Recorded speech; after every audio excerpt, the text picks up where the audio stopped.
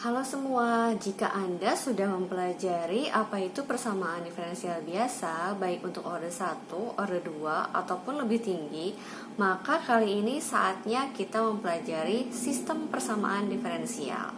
Yuk kita lihat apa sih yang dimaksud dengan sistem persamaan diferensial. Sistem persamaan diferensial. Kenapa dikatakan sistem? Karena kita memiliki beberapa buah persamaan diferensial yang setiap persamaan diferensialnya itu mengandung beberapa fungsi yang dapat diturunkan. Sebagai contoh, kita lihat nih, saya punya sistem dari X1 aksen, yaitu A11 sampai A1N XN, kemudian sampai XN aksen. Nah, coba perhatikan baik-baik ya. Di persamaan yang pertama, nah di sini ada banyak fungsi kan? Fungsinya mana saja? Ada X1, ada X2, ada sampai Xn. Kemudian sekarang kita lihat ke persamaan yang kedua. Ya, di sini juga ada X2, ya, ada X1, di sini ada X2 lagi, sampai ada Xn. Nah, seperti itu. Dari dua persamaan yang pertama saja kita lihat bahwa dalam satu persamaan itu mengandung banyak fungsi yang terturunkan. Dan sekarang kita punya persamaannya sampai ke Xn. Jadi di sini ada n buah persamaan. Ya, ada sebanyak n ODE. Ya, ada sebanyak n ODE. Nah, sekarang tugas kita adalah kita mau mencari solusinya nih. Kita mau cari solusi apa aja? Kita mau tahu siapa X1, siapa X2, ya, sampai ke Xn. Sampai ke Xn, kita pengen tahu solusinya apa. Nah, kita tidak bisa menyelesaikan masing-masing nih. Karena dia simultan. Ya, satu persamaan berkaitan dengan persamaan lainnya. Oleh karena itu dikatakan bahwa ini sebuah sistem. Nah, kalau kita perhatikan baik-baik, ini persamaan yang sistem yang ada di atas ini boleh kita tuliskan sebagai seperti ini ya. Kita tulis seperti berikut. Kita gunakan matriks ya.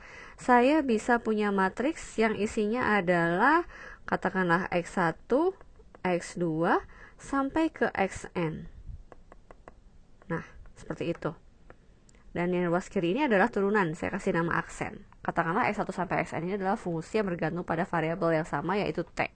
Kemudian luas kanannya, saya bisa bikin menjadi perkalian matriks juga.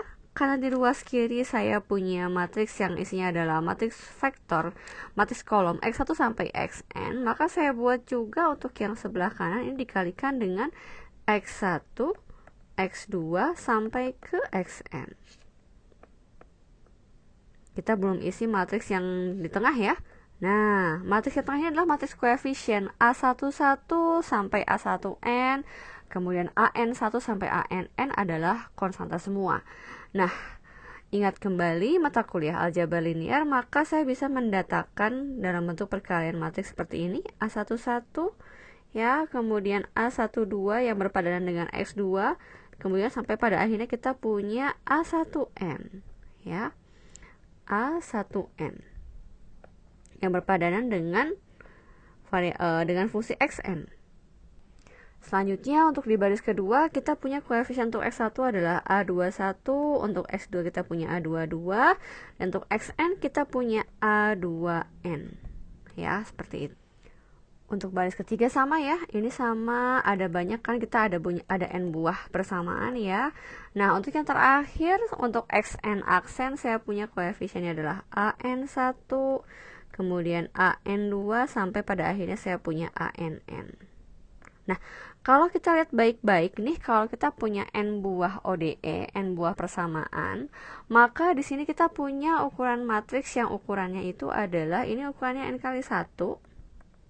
Sedangkan untuk luas kanan, ini ada matriks berukuran n kali n. Matriks berukuran n kali n ini isinya adalah koefisien ya. Koefisien dari fungsi X1 sampai Xn. Dan ini juga sama, berukuran n dikali 1. Nah, dengan menggunakan notasi perkalian matriks ini, nanti pada akhirnya kita membutuhkan